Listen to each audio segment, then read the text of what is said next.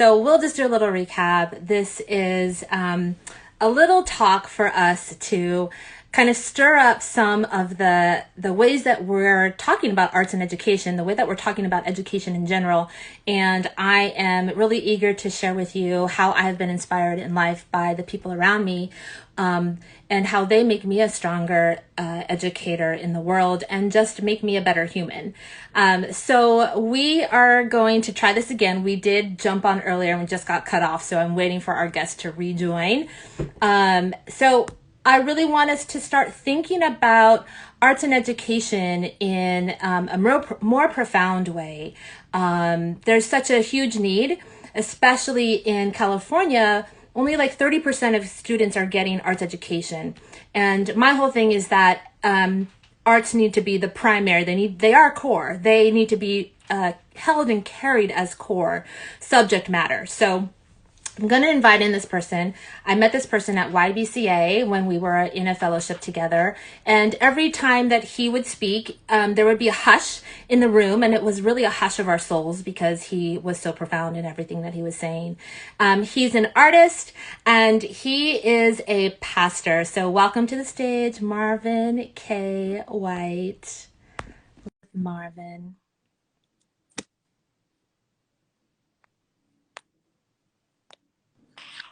There you are. We did it again. There you are. I'm not going to even misbehave because I don't want to break it. You know. What's up, Mariah? Oh my gosh, Marvin. I just love you so much. I love you so much. You are doing the thing. Are you on a boat right now? I am not. I'm on a boat tomorrow, though. I don't understand, but maybe I'll get it one day. You will. You will. You are a seafaring Black woman. Yes, and I want more Black people to be out there sailing with me, so you're going to have to join.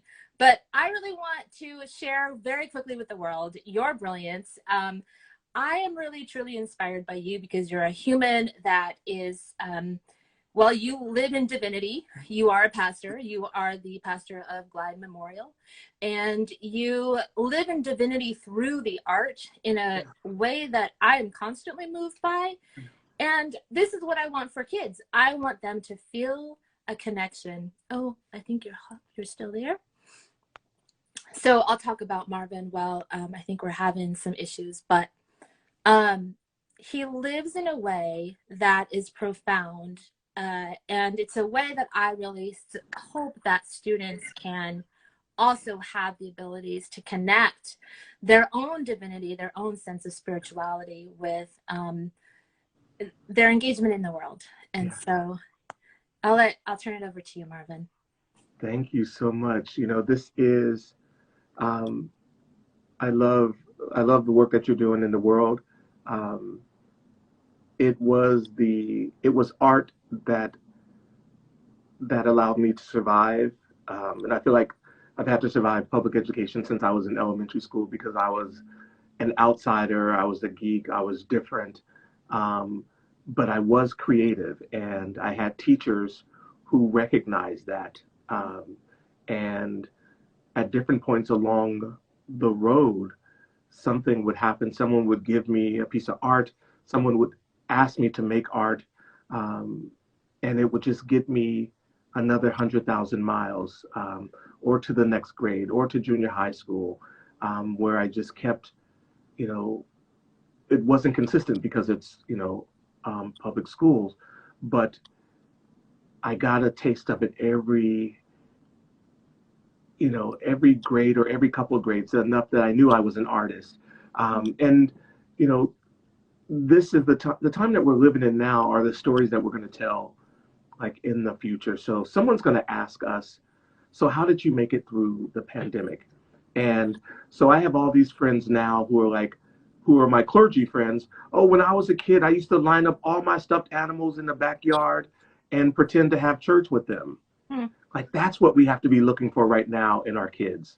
We have to be looking for those really imaginative, talking to themselves and their imaginary friends and creating the worlds that they need to, because this one is so crazy for them that they are forced to bring into creation their own worlds.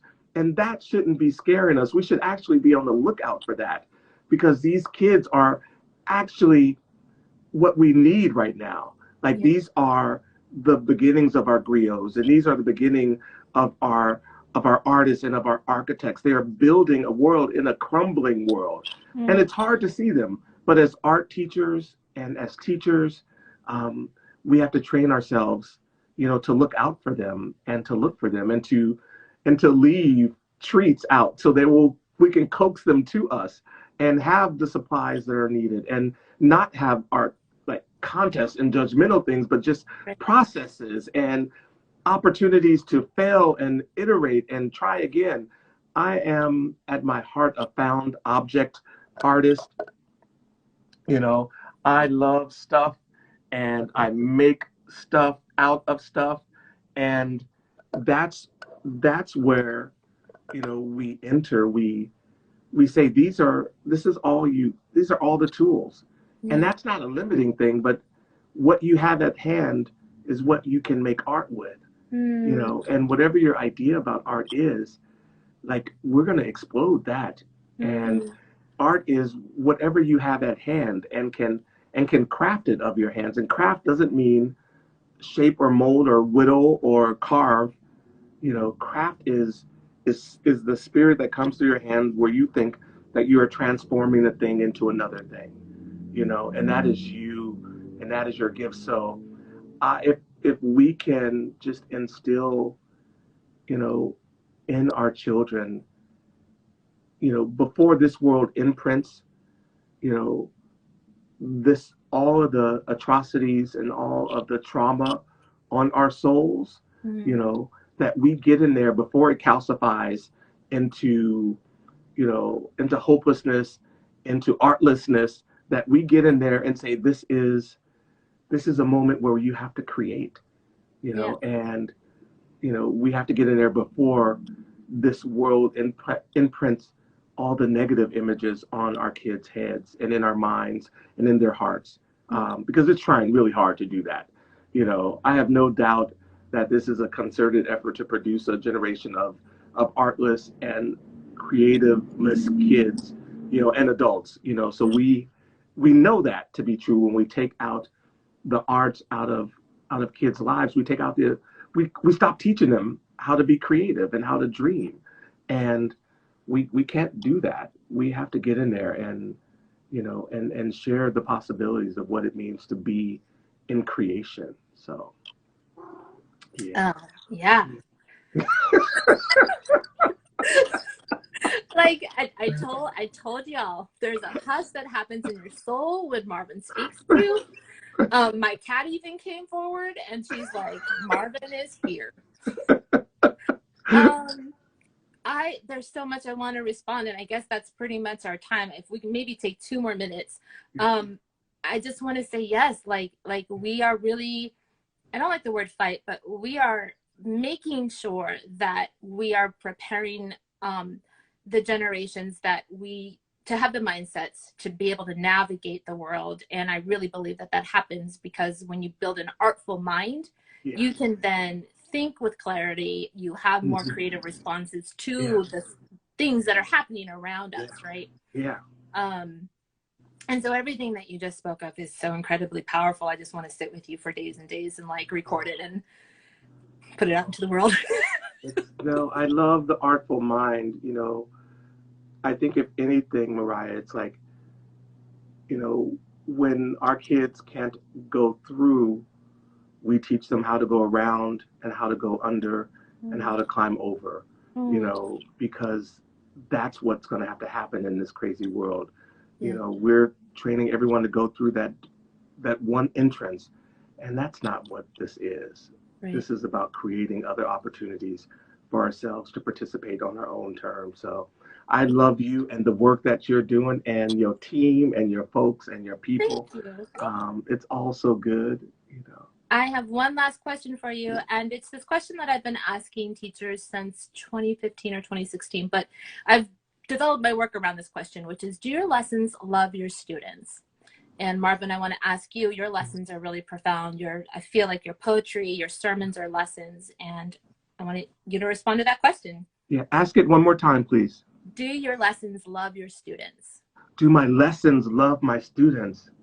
Oh my God, my lessons hopefully are like love poems to my students.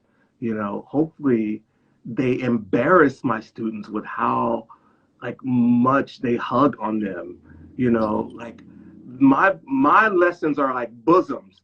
Like they just like swallow your big head up. Yes. Like my lessons are big mama.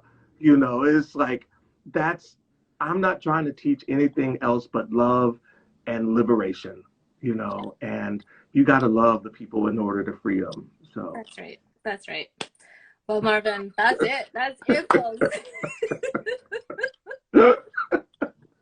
It's our oh quick my talk. God. Marvin, thank you so much. I love you. I adore you. I hope that many people will share this and share your word because it is such powerful truth. Thank you so much. I love you, friend. Love you. Talk soon. All right. Bye-bye. Bye, y'all.